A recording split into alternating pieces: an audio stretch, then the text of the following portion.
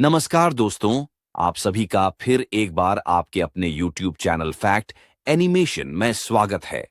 मित्रों, अगर आप चैनल पर नए हो तो वीडियो को लाइक और चैनल को सब्सक्राइब कर देना। दोस्तों, आज की कहानी है पाप और पुण्य की छाया। उत्तर भारत के एक छोटे से गांव चंद्रपुर के पास एक घना जंगल फैला था, जिसे लोग भूतवन कहते थे। पुराने लोग बताते थे कि कभी वहां तांत्रिकों की साधनाएं होती थीं, पर अब वहां शांति थी। उसी जंगल के किनारे एक छोटी सी कुटिया में एक साधु रहते थे, महात्मा शांतानंद। लंबे बाल, गेरुआ वस्त्र, मुख पर गहन गंभीरता और आंखों में गहराई। वे मौनव्रती थे।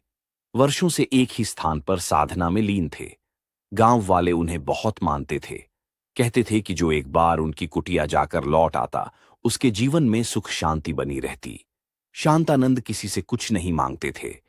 जंगल के फल, पेड़ की छालों से बनी औषधियां और कभी-कभी गांव वालों की दी गई वस्तुएं ही उनका भोजन थी। वे दिन भर ध्यान में लीन रहते और रात को भजन गाते। चंद्रपुर गांव में एक युवती रहती थी, मीरा। सुंदर, साहसी और तेजस्वी। वह अपने माता-पिता की इकलौती संतान थी। गांव के ठाकुर का बेटा अर्जुन, जो पढ़ाई के लिए शहर जाता था, अक्सर मीरा से मिलने आता था। दोनों में प्रेम पनपा। मीरा ने कभी यह संबंध छुपाया नहीं, पर ठाकुर के परिवार को यह मंजूर नहीं था। एक दिन मीरा को पता चला कि वह गर्भवती है। अर्जुन से बात की तो उसने साफ कहा, मैं कुछ नहीं कर सकता, मेरे घर वाले मुझे जिंदा नहीं छोड़ेंगे। और वह हमेशा के लिए शहर लौट गया। मीरा ने जब यह बात अपने माता पिता को बताई तो वे समाज के डर से उसे घर से निकाल दिया। गर्भवती, अकेली और समाज से तिरस्कृत मीरा अपने जीवन को समाप्त करने जंगल की ओर निकल गई। मीरा बेहोश होकर गिर गई। जब आंख खुली तो उसने खुद को एक कुटिया में पाया। सामने वही शांत चेहरा, साधु शांतानंद। तुम्हें जीवन नहीं छोड़ना चाहिए था, उन्होंने पहली बार अपनी मौन व्रत तोड़ते हुए कहा। हर जीवन अनमोल होता है, चाहे वह समाज के अनुसार पवित्र हो या अपवित्र। मीरा ने रोते रोते पूरी कहानी सुना दी। साधु ने कुछ नहीं कहा, बस चुपचाप उसे पानी दिया, उसे ठहरने को कहा और उसकी सेवा में लग गए। वहीं से मीरा की दूसरी यात्रा शुरू हुई।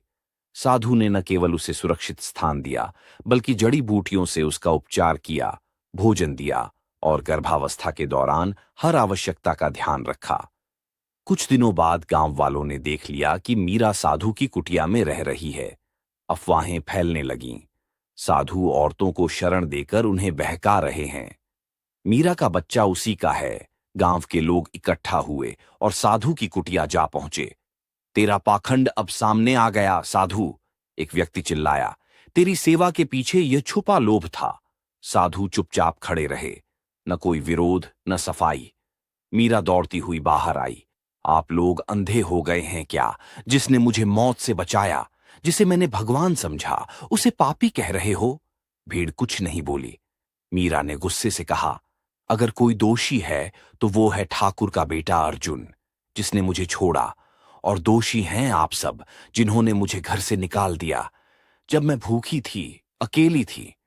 आप सबने मुंह फेर लिया। इस साधु ने मुझे सिर्फ इंसान समझा और कोई उम्मीद नहीं की।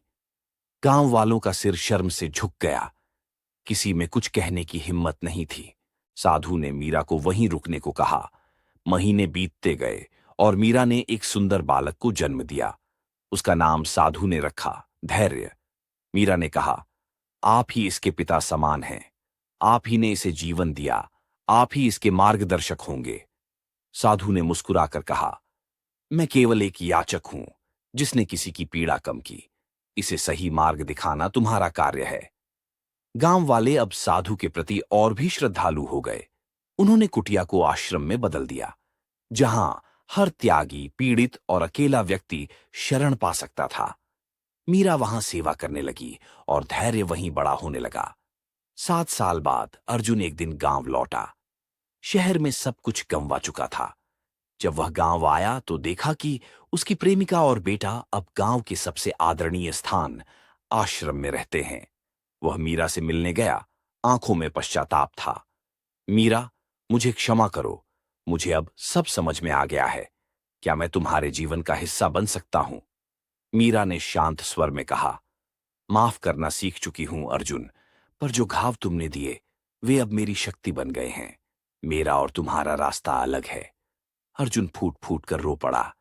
साधु ने उसे पास बुलाया और कहा, तुम्हारे जीवन की गलती से 2 जीवन निखर गए हैं। पश्चाताप को सेवा में बदलो, यही तुम्हारा प्रायश्चित होगा। अर्जुन ने वहीं रहकर आश्रम की सेवा का प्रण लिया। सालों बाद चंद्रपुर का वह आश्रम एक तीर्थ स्थान बन गया। दूर दूर से लोग आते थे, सिर्फ चमत्कार देखने नहीं, बल्कि जीवन की सीख लेने। साधु शांतानंद अब वृद्ध हो चुके थे, पर उनकी आंखों में वही चमक थी।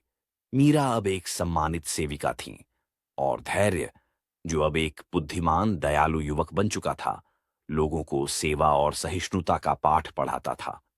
कहानी का सार, हर समाज के कोने में सच्चाई और करुणा छुपी होती है, जो कभी कभी आरोपों की धूल में दब जाती है।